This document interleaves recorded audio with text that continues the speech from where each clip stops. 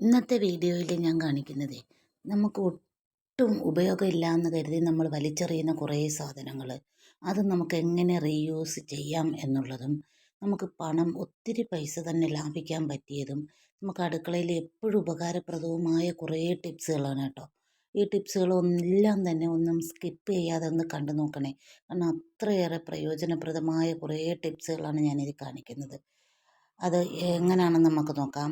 ആദ്യത്തെ ടിപ്പ്, നമ്മൾ രാവിലെ എഴുന്നേൽക്കാൻ ചിലപ്പോൾ ലേറ്റായ സാമ്പാറൊക്കെ ആയിരിക്കും ചെയ്യാൻ പ്ലാൻ ചെയ്ത് വെച്ചേക്കുന്നത്. അങ്ങനെ വരുമ്പോൾ പരിപ്പ് വേവാൻ തന്നെ കുറച്ച് ടൈം എടുക്കും. ചില പരിപ്പ് പെട്ടെന്ന് വെന്ത് കിട്ടും, ചിലത് കുറച്ച് പാടാണ് വേവാൻ. അങ്ങനെയുള്ള സമയത്ത് നമുക്ക് ആ പരിപ്പ് ഒന്ന് മിക്സിയിലിട്ട് ജസ്റ്റ് 1 മിനിറ്റ് ഒന്ന് കറക്കിയെടുക്കാം. കറക്കിയെടുത്തിട്ട് നമുക്കത് കഴുകി വൃത്തിയാക്കി കുക്കറിലേക്കിട്ട് അതിലേക്ക് മഞ്ഞൾപ്പൊടിയും ഉപ്പും കൂടി ചേർത്തിട്ട് അതിലേക്ക് അമരക്കയും സവാള അരിഞ്ഞതും കൂടെ ചേർത്ത് കൊടുക്കുക.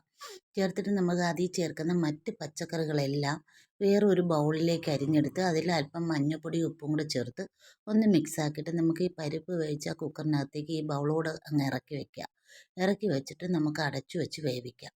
ഇങ്ങനെ ചെയ്യുമ്പോൾ ഏറ്റവും വലിയ ഗുണം എന്താണെന്ന് വെച്ചാൽ പരിപ്പ് വേവുന്ന സമയത്ത് തന്നെ നമ്മൾ പച്ചക്കറിയും വെന്ത് കിട്ടും. കൂടാതെ ഈ വിസിൽ വരുമ്പോൾ കുക്കറിൻ്റെ പുറത്ത് ഒന്നും വരത്തില്ല കേട്ടോ. അകത്ത് നിന്ന് അതിൻ്റെ മഞ്ഞളിൻ്റെയോ മസാലയോ ഒരംശവും വെളിയിലേക്ക് വരത്തുമില്ല. അങ്ങനെ കുക്കർ നമുക്ക് ക്ലീൻ ചെയ്യാനും വളരെ എളുപ്പമാണ്. ഒരുമിച്ച് വെന്ത് കിട്ടുകയും ചെയ്യും. പിന്നെ വെന്തതിനെ നമുക്ക് ആ കുക്കറിലേക്ക് പരിപ്പിനോടൊപ്പം തന്നെ തട്ടിയിട്ട് ഇളക്കിയിട്ട് നമുക്ക് സാമ്പാർ പൊടിയും പിന്നെ ആവശ്യമുള്ള പുളിയും കൂടെയൊക്കെ ചേർത്ത് അതിൽ കലക്കി ചേർത്ത് ഒന്ന് തിളപ്പിച്ച് കടുകും കൂടെ താളിച്ചെടുത്താൽ മാത്രം മതി. അപ്പോഴേക്കും നമ്മുടെ സാമ്പാർ റെഡിയായി കിട്ടും. വളരെ എളുപ്പത്തിൽ തന്നെ നമുക്ക് തയ്യാറാക്കാൻ പറ്റും. ഒറ്റ ട്രിപ്പിൽ തന്നെ നമ്മുടെ സാമ്പാർ റെഡിയായി വരുന്നതാണ്. അതിന് ഏറ്റവും നല്ല മാർഗ്ഗമാണ് ഇങ്ങനെ ചെയ്യുന്നത്. കൂടുതലുള്ള പരിപ്പാണെങ്കിൽ മാത്രം നമുക്ക് മിക്സിയിലൊന്ന് പൊടിച്ചാൽ മതിയാവും കേട്ടോ. അല്ലാത്ത പരിപ്പ് പൊടിക്കാതെ തന്നെ ഇങ്ങനെ ചെയ്യാവുന്നതാണ്.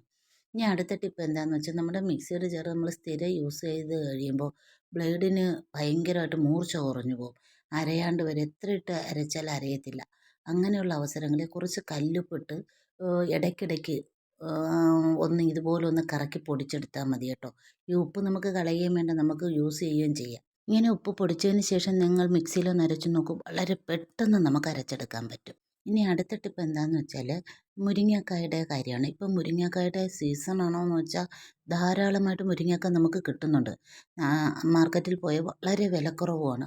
അപ്പോൾ നമ്മൾ എത്ര മേടിച്ച് വെച്ചാലും നമുക്കൊരു പരാതിയുണ്ട്, മുരിങ്ങക്ക പെട്ടെന്ന് ഉണങ്ങിപ്പോകുന്നെന്ന്. 2-3 ദിവസം കഴിയുമ്പോൾ വാടിപ്പോവും, ഉണങ്ങിപ്പോവും, പിന്നെ അത് ഉപയോഗിക്കാൻ കൊള്ളത്തില്ല എന്നൊക്കെയുണ്ട്. അത് സാധാരണ എല്ലാവർക്കും വരുന്നത് തന്നെയാണ്.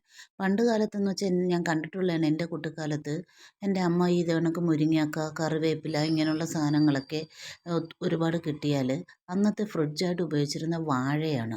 വാഴയുടെ പോള, അതായത് നമ്മൾ വാഴയുടെ താഴോട്ടുള്ള പോള, വലിയ പോള ഇളക്കി മാറ്റിയിട്ട് അതിനകത്ത് മുരിങ്ങക്കായും കറിവേപ്പിലയൊക്കെ വെച്ചിട്ട് നന്നായിട്ടൊന്ന് ചുറ്റി കെട്ടി വെച്ചേക്കും. അപ്പോൾ വാഴയുടെ തണുപ്പിൽ അത് കുറേ ദിവസം ഇരിക്കും.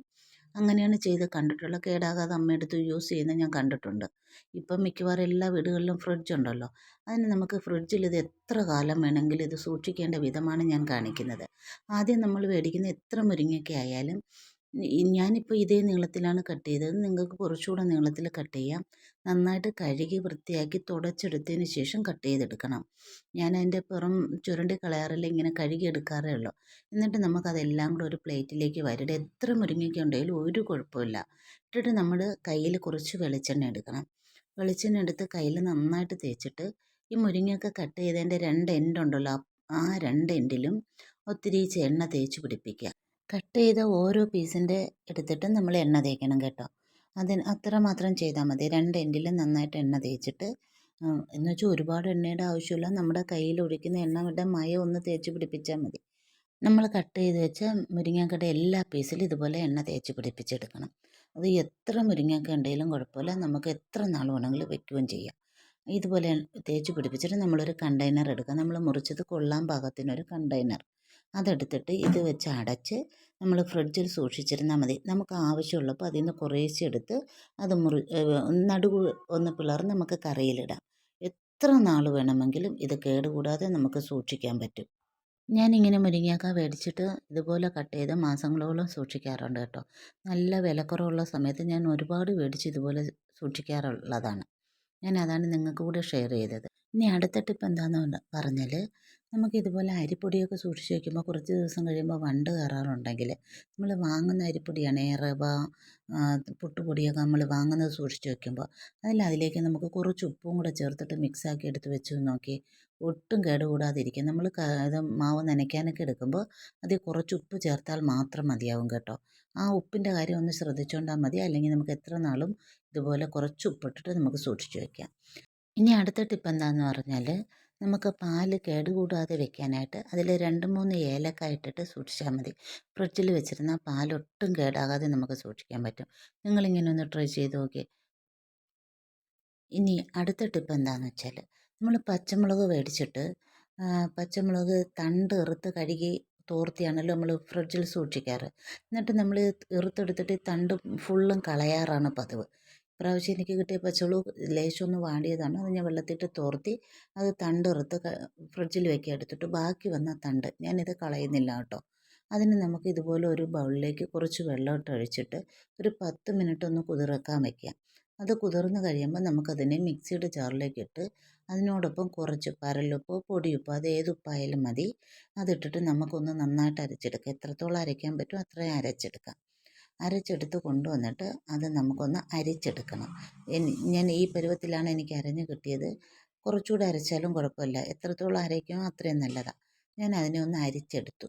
അരിച്ചെടുത്തിട്ട് ആ തണ്ടിൽ നിന്ന് ഞെക്കി അരിച്ചെടുത്തിട്ട് കുറച്ചുകൂടെ വെള്ളം ചേർത്ത് അതിനെ ലൂസാക്കി എടുത്തു കേട്ടോ.